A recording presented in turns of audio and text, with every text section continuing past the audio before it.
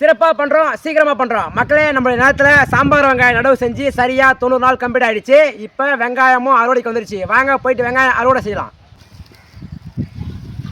இது பார்த்தீங்கன்னா ஒரே ஒரு வெங்காயம் தான். ஒரு வெங்காயத்தில் கிட்டத்தட்ட ஒரு 10 வெங்காயமாக நமக்கு மகசூல் கிடச்சிருக்குது.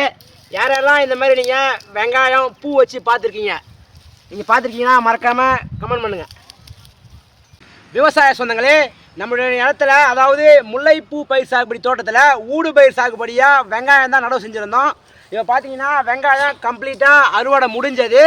நம்ம எதனால் ஊடு பயிர் சாகுபடி செஞ்சோன்னா, ஒரு வருடத்திற்கு எந்த ஒரு வருமானமும் இருக்காது இந்த முல்லைப்பூ பயிர் சாகுபடியில். அதனால தான் இப்போது நம்ம இந்த முறையில் வெங்காயம் அதோட பச்சை மிளகா நட்டுருந்தோம். பச்சை மிளகா அறுவடை முடிஞ்சது, தக்காளி நட்டுருந்தோம். எல்லாமே பார்த்திங்கன்னா இந்த மாதிரி ஒரு 10 சென்ட்லேயே ஊடு பயிர் சாகுபடி செஞ்சுருக்கிறோம்.